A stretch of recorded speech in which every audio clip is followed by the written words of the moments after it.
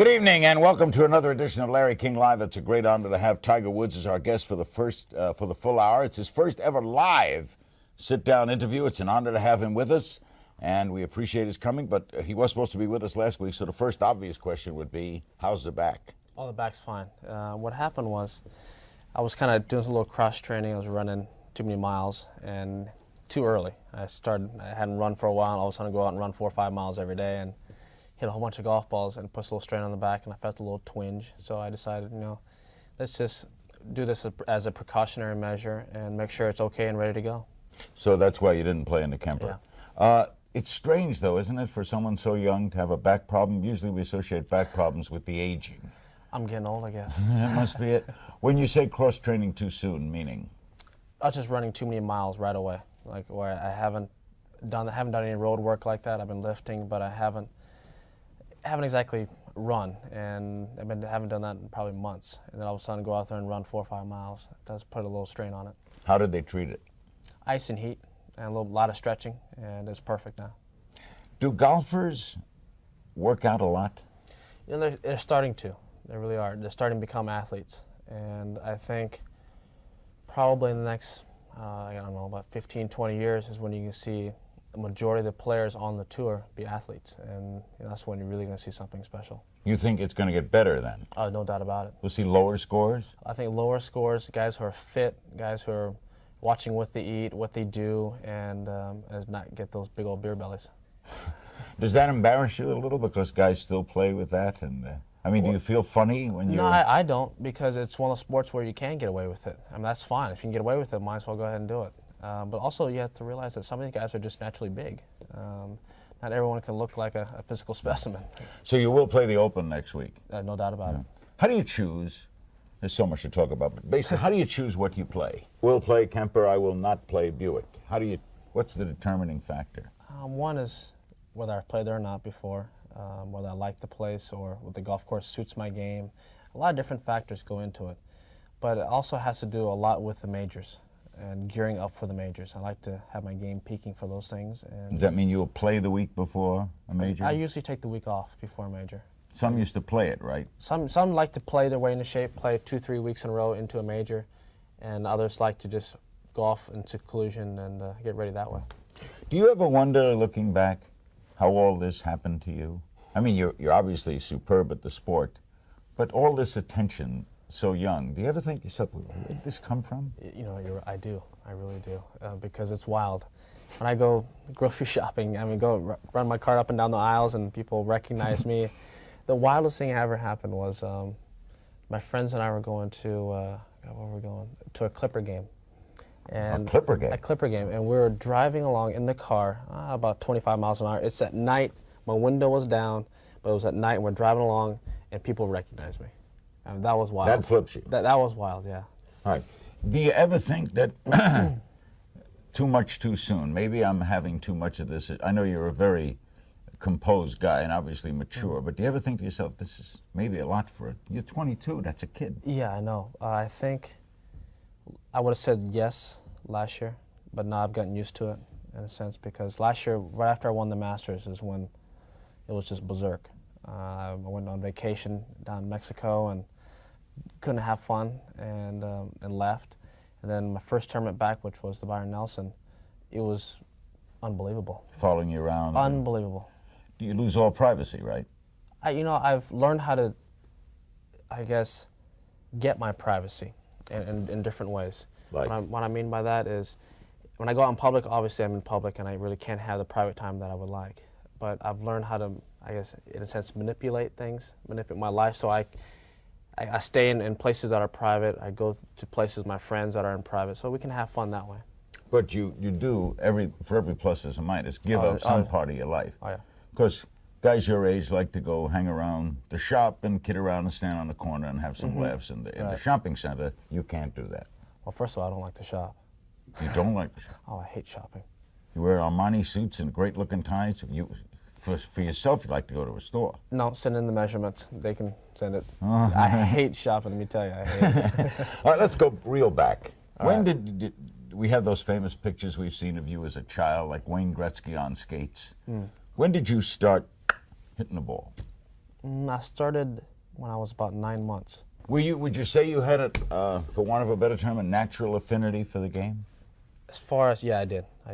My dad, during this El Nino year, he built, as you saw in the Indoor. screen, an indoor little net and mat, and that's how I watched. I watched my dad hit balls, and it got so bad that my mom would want to take me out for a feeding, and I would cry and kick and throw a hissy fit. So what she would do is, my dad would be here, hit a golf ball. I would watch the golf ball go in the net, and she would feed me, and I'd look right back, and that's how I learned the game. How did Eldrick become Tiger? Well, both names were given to me when I was born. Your middle name was Tiger. Yeah. My dad gave that to me, and my mom gave me Eldrick, which is a combination of my mom's name and my dad's name. Does she still call you Eldrick? No. See, who calls you Eldrick? Who calls me Eldrick? Anyone call you Eldrick? God.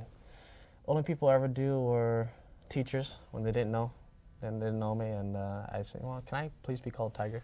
Do you know why they picked Tiger? Yeah. My dad had a Vietnamese counterpart. My dad was in the Green Berets, and his counterpart was nicknamed Tiger because of his instincts.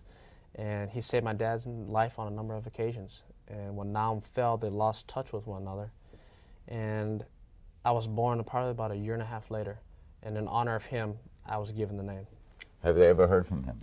We found out, actually, at the beginning of this year that he died of starvation. Starvation? Yeah, in a concentration camp. Yeah. He's already a worldwide legend at 22. He's Tiger Woods. Okay, you could hit the ball good and you were a kid and you knew you liked it. When along the way did you say, I think I want to do this for a living? And I never did. That's kind of strange to say that, isn't it? I never did. I just wanted to keep playing and competing. I love to play in tournaments, and I love just to compete no matter what it is. So you went to Stanford, majored in economics? Yep. Did you have a goal other than golf? Let's say that golf wasn't there.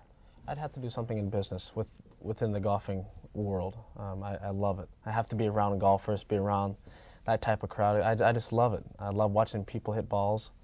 And explain that. Why do you think that is? It's just fascinating to me because there are so many different ways. Like there are different personalities. Every personality is different from one another. And golf is the same way. It's just a microcosm of their personality. It's different. And I just like seeing all these different moves, and they all hit the ball well. And especially at the tour level, it's fun to just kind of sometimes kick back on the range as I'm walking and just watch these guys hit balls. Yet you never give that off.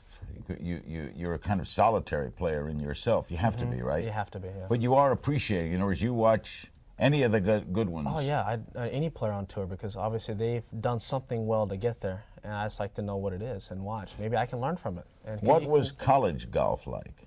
College golf like, oh my God. It was 36 holes. It was waking up at 5 in the morning, go out and playing 36 holes, coming home in the evening tired, having to try and study. You don't study. Wake up the next morning, play again, and then fly home and pull all-nighters, trying to catch up. Why did you choose Stanford? Well, the Harvard of the West. Well, I had some choices. I was lucky enough where I could have gone to a lot of different schools. But I figured, you know what, there's only one time where you can actually go to a great institution like Stanford. You only get that chance once in a lifetime, and I'm going to take advantage of it. Plus, too, the way I was raised. I was raised with my parents saying, you know what, you can't go practice unless you have your homework done. So school always came first. So school was always my priority before golf. And because of that, I said, you know what, why change now? You had a scholarship to Stanford?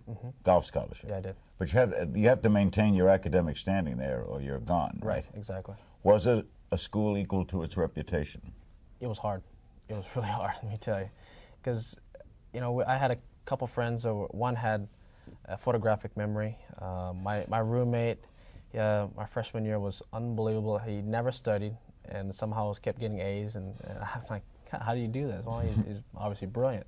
It was really neat to see all the different people there. You have people who are brilliant in whatever they do. It's just amazing. You got Olympians there. You've got people who build their own computers from scratch. All different things. Were you a hit at school? And we know about your popularity since then. Were you a hit inside Stanford when you walked around campus? I fit in. I was just one of the other people. Oh yeah, you blended. Blended in, no problem.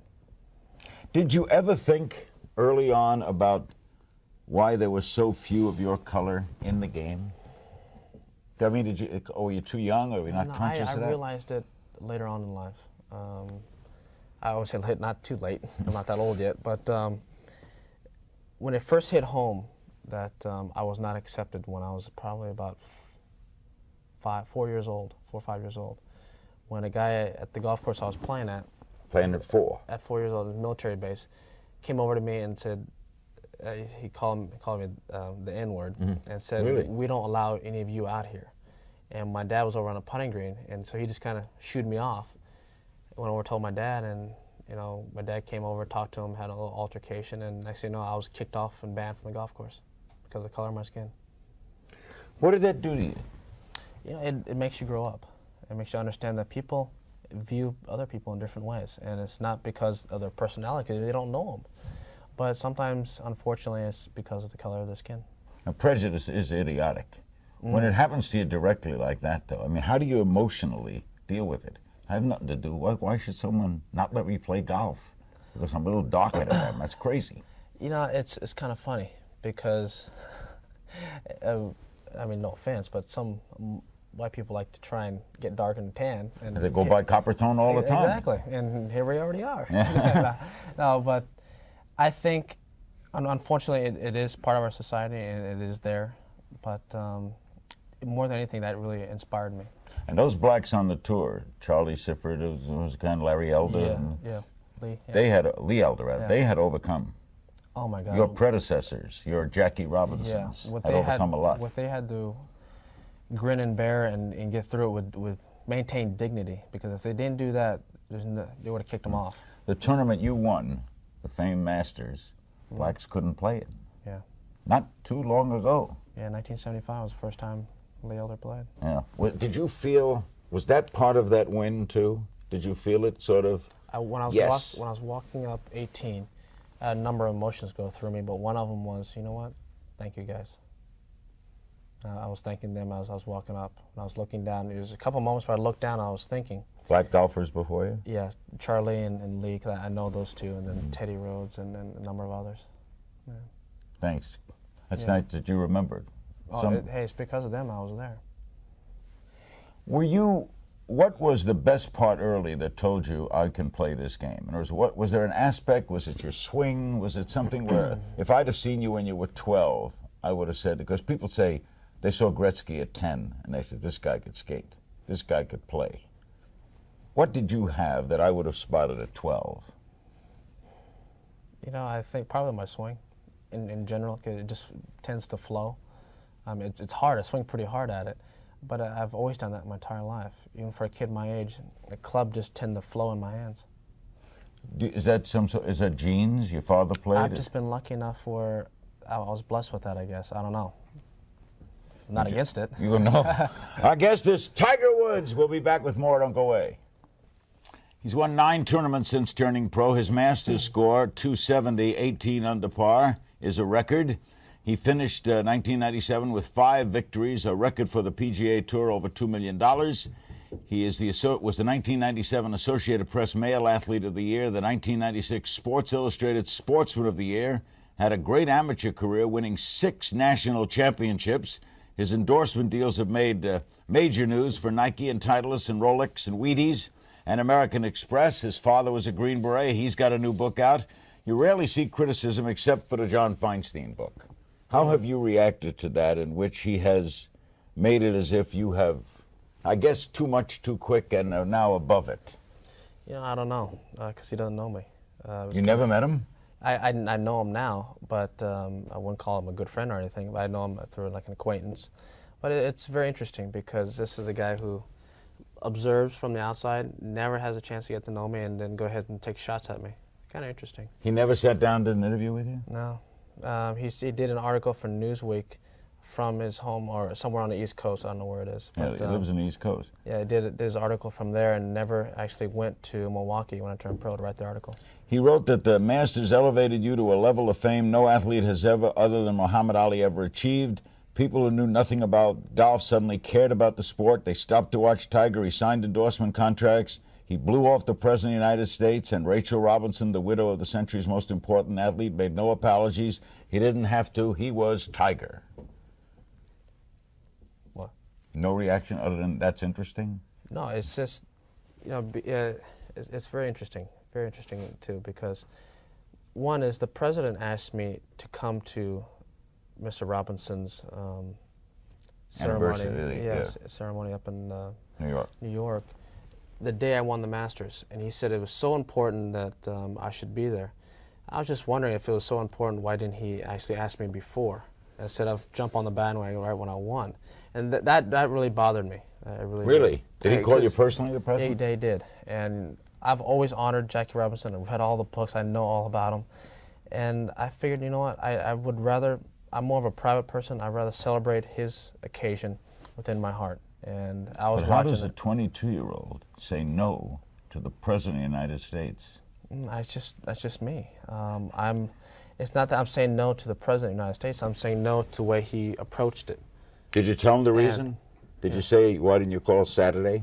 Well, I just did a press conference, and I was walking out, I signed a whole bunch of autographs, and here he was on the phone. Did you know you'd take some shots for that? I take shots for everything I do.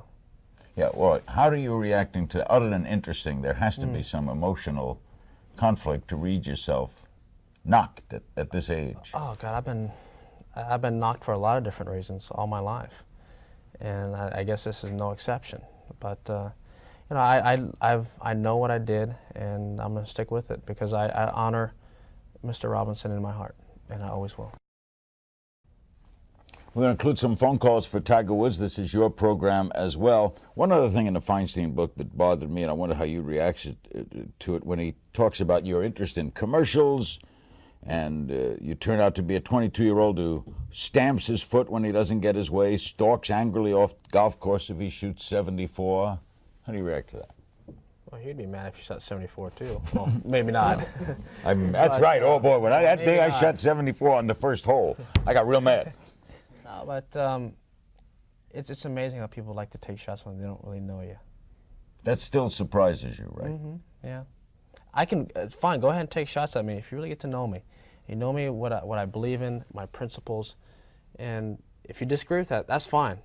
But if you don't know them, I think you really have the right to do that. Before we go to calls, are there courses for, there's a term in horse racing, horses for courses. Are there golfers for courses? Yeah, a course that no you'd be very it. good at, a course that would give you a problem? Which would be a course that would be problemsome for your style of game? Problemsome. I think anything in which you narrow the fairways down about 260, 270. Because you're a long hitter. I like to hit the ball long, and that would also negate a lot of other long hitters too, like Ernie Els, Davis Love, Fred Couples. You would handcuff them as well. But courses I love courses with tough greens. Meaning? Say Augusta, Oakmont, Tough Wingfoot. means? A lot of slopes, a lot of undulations, and where you got to hit a lot of different shots. You got to be very creative. I love playing that way. When you go to a golf course for the first time, and a lot of these are for the first time for you, right? I mean, Right. you're just an amateur, Right. so. Do you get there early? Do you walk the course? What's the pre-tournament Tiger? Well, I'll play a practice round on Tuesday, and there's a prom on Wednesday that I'll play, so I get 2 solid looks at it, and then I'm ready to go on Thursday. Are you one of those athletes always confident? Always? Yeah, so I'm going to do well. I mean, you can never say you're going to win every tournament, because that's impossible. Right. But do you say to yourself on Thursday, I'm going to do well? Well, I go there with the intention of winning. That's my ultimate goal. Now, sometimes I feel more comfortable than other times. There's no doubt about that. But when I teed up on that first tee, I feel like I have just as good a chance as anybody else. Would you say as a player you are, as Palmer was, a risk taker? I'll try this shot on the 17th, the closing day. I'm 3 behind. I'm going to go. Well, if you want to win, you got to go. Not all golfers want to win, by the way. Some golfers are very happy to make the cut, play par, very take a content. check. Yeah, but that's not the way I am. I've always been a person that does anything to win. And if that means, like at Pebble Beach last year, I was at the time 1 shot back, or even, one shot back, and I went for an 18 from 276 into the wind and knocked it on a green. Sometimes I pull it off, and other times I don't. But if you want to win, you got to go. When you don't play well on those occasions, and not many that you don't play well, do you analyze? Do you learn from that? Oh yeah, no doubt about that. You should learn something from each and every round you play. You learn more when you lose than when you win? Depends how you lose. If you play well and lose, then I think sometimes you learn less. But if you obviously have a debacle and really throw up all over yourself and you lose that way, then obviously you can learn an awful lot about yourself. The thing about golf, as Jackie Gleason once told me, it's the great humbler, right? No doubt about it. If you're feeling that you own the world, go shoot a game of golf. What is it? What is the fascination of that stick and a little ball and a cup? I think a variety of different things. Conditions are always changing. Sceneries are always changing. And one, you can never master the game. Simple as that. There's no perfect round. None. None. I mean, you can hit the ball. It's one of the only games in which you can go out there and play your absolute best and still not shoot the good a score as when you played horrible. It's odd. It's an individual business, right? Yeah. All of you guys and the ladies tour, they're all in business. You're all in business for yourself, right? That's right, yeah. You get to the tournament, no one pays your way to the tournament. No, you got to pay your own way and you got to play. Yeah. That's what's awesome about it, that you get to just compete by yourself. Let's take some calls for the great Tiger Woods, Saskatoon, Saskatchewan. Hello. Hello, Mr. King and Mr. Woods. Hi. Hi. It's a real privilege to talk to you, Tiger. And my teacher and I often discuss golf, and we were wondering, what is it like to be a role model, and do you ever find it to be quite a burden? Good question. That's a great question. Do I find it to be a burden? No, you I are don't. a role model. You know what? I think it's awesome. I really do, because it's not too often you actually get a chance to influence a lot of people in a good way. And if you have that opportunity, I think you should take it. I mean, anyone who's living should be a role model in some way, shape, or form. And if I'm in a position where I can influence more than one person, I'm going to take advantage of that. Therefore, you think you owe the public more than just playing good golf? No, you owe them a stable life? You owe them No, what I don't owe them. I want to give back to them. There's a big difference. Owing somebody seems like they've given a lot to me. All right. Do you feel that you're an influence on young blacks? Young children. Just young children? Young children. Don't you think you've attracted a lot of more blacks to the game itself? I think I've attracted minorities to the game, but I think, you know what, why limit it to just that? I think you should be able to influence people in general. Don't limit it to just one race or socio-economic background. You should limit everybody. All right. Everybody should be in the fold. One of golf's problems is this is not an inexpensive sport, No right? doubt about it. So as you influence these people, for wherever they come from, if they come from a ghetto area or a poor area, any kind, white, black, Hispanic, they can't play. Right. What do we do about that? That's why I started my foundation, the Which Tiger Woods does what? Foundation. You just had a big... yeah, we had a big concert here, the Tiger Jam. Monday night, the Tiger Jam. Yeah, took in a lot of money. Took in a lot of money, and all that money is going to go to junior golf and also educational programs across the country. We're going to try, right now we're part of the First Tee program, which is PGA Tour and a couple other organizations are with, and we're going to try and build low-cost facilities like a driving range and maybe a couple holes in which kids can go out and play, enjoy the game for very little money, and as well as get instruction too. That's a great idea. That's an awesome idea. I love it. Tiger Woods is the guest. We'll be right back with more calls, Uncle Way. We're back with Tiger Woods, Great Neck, New York. Hello. Larry, Tiger, how you guys doing tonight? Hi. I'm doing great. I actually have a two-part question. One is I have a son of 7 years old. He loves the game of golf, but the problem is that most of the public courses won't let them on unless they're 12 years old. Right. And I know, you started really young, and you were able, it seems like, I'm sure you were able to play on most of the golf courses, right? Mm-hmm. What would you recommend for my son? 7 years old and he can't play on the golf course. Can I ask you a question? One, is he allowed to hit balls in practice? Well, we play at the range. That's all we're able to do. Right. Well, that's the way I grew up. I grew up that way. I grew up on the range, hitting balls, and on the putting green. I rarely ever got a chance to play golf. And, is that wise to keep youngsters off? On public golf courses, it's really tough. If a kid can keep up and he can hit the ball okay, then I don't see anything wrong with him going out there. If he's just learning the game, first thing he wants to do is go out and play, then I have a problem with that. Do you play against you, or do you play against Mize, or funk? Are you playing against your? You always play against yourself. You try and beat yourself, try and beat the golf course. There are two opponents in the game, yourself and the golf course.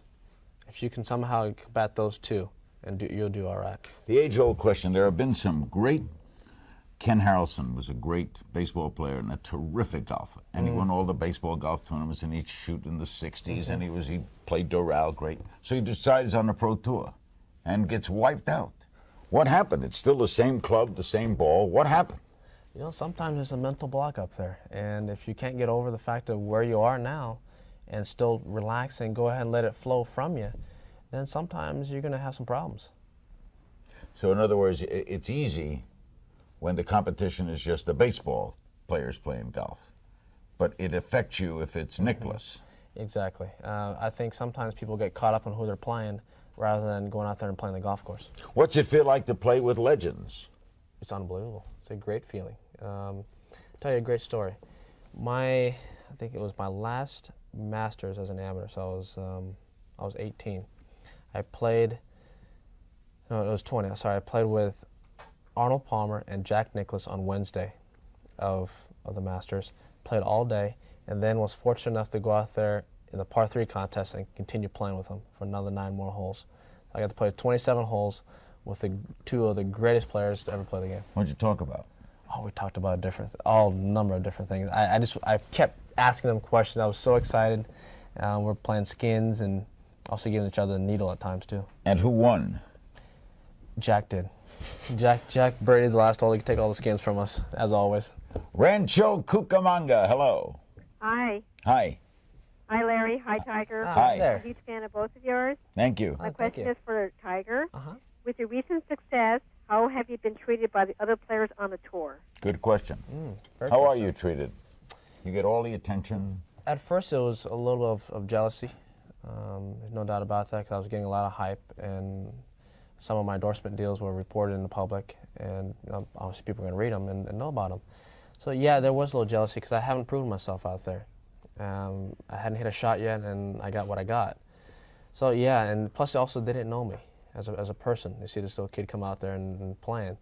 But I proved to them that I could play the game. I won, I think, in my 5th or 6th start. I won in Vegas, and I won 2 weeks later in Disney. So I won 2 times, got the tour championship. So I proved to them that I could play out there with them. What was your first tournament? Pro? As a pro, the LA Open. No, sorry, no. As a pro, Milwaukee. First shot, first tee, first day. Yeah. What was that like? I hit it 315 yards right down the middle. Were you nervous? Oh, God, I couldn't breathe. Made birdie, too. Golfers always remember shots, like, right? Oh, yeah. Have you gone past the Fuzzy Zeller thing? Were you shocked at that when Fuzzy sort of trying to make a joke that came out wrong? Yeah, I was shocked at it. Yeah, the fact that he said that. I can understand if you just said it casually, but the fact that he's walked away, then turned back, and then said it, I don't know. He referred to like watermelon they're going to serve at the... Yeah, he made the a fried joke chicken, of, and stuff like that. Yeah, Did you forgive him? yeah I forgive, but I don't forget. Do you think there was a... I mean, Fuzzy's popular, isn't he, on the tour? Very He's known popular. as a funny guy, Oh, too. yes, he's a very funny guy, but sometimes you can cross the line with funniness, and it can pop up, and it can bite you. You played with him, right? I mean, you were paired. I was paired with him, yeah, at the Masters this year. I was paired with him on Saturday. What was that like? We just went out and played. Do you talk to fellow golfers when you play? Some do, some don't. Sometimes. I don't talk very much. I'm very into my own world, concentrating, focusing, and just trying to take care of business. And you're also very... You emphasize what you do. You're happy to hit a good shot. You don't Oh, no doubt about it. walk calmly into the good day. I don't see how you can not, for me, because the way I am, I don't know how you can not show emotion when you hit a good shot or make a great putt or you do something out of the ordinary and spectacular. How can you not feel good about yourself? How about the reverse, when you hit a bad shot? I think it's one of those things that you can't have one without the other. And unfortunately, I show a little emotion that way, too. You ever break club? I've never broken a club. No. What's the most frustrating you ever felt on a golf course?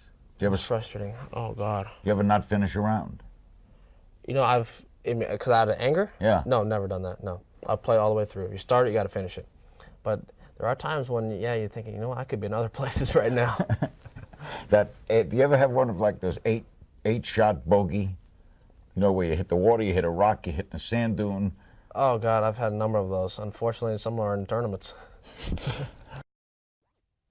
Life is always full of goals. What's yours? Mine, ultimately, to be the best.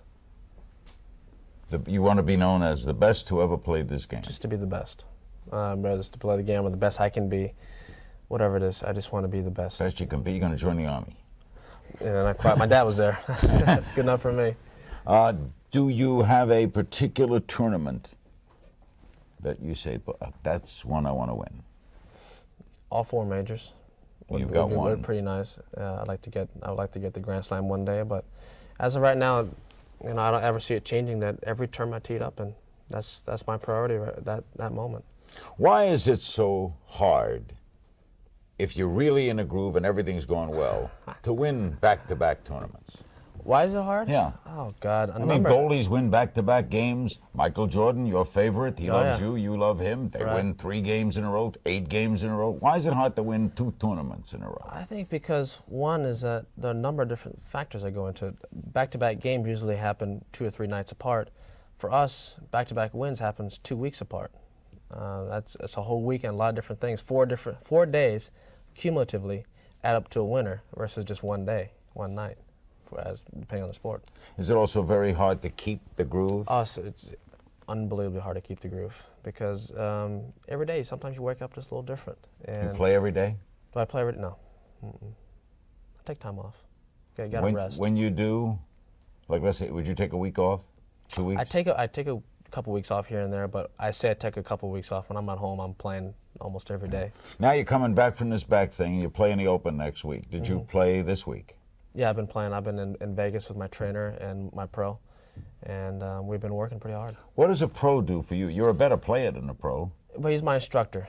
Butch knows my golf swing, and he knows what it takes. And you know, and also it always helps to have a second pair of eyes, because you feel and real are usually 2 different things. What you feel and actually doing something in a golf swing is usually totally different.